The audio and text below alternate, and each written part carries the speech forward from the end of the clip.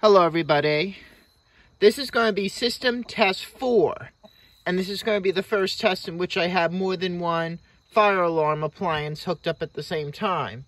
I have my Gentex GX-90 on the right and my Wheelock AS ceiling strobe on the left, hooked up to the Firelite BG12.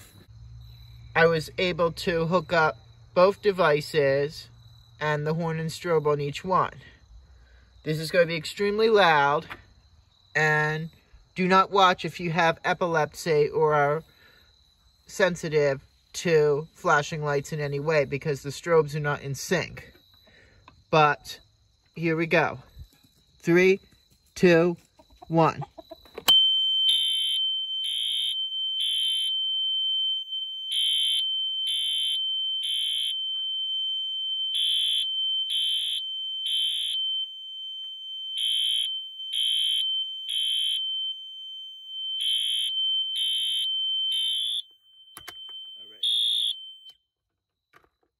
And there you have it. By the way, the AS was on medium volume like in the last test. But thank you very much for watching.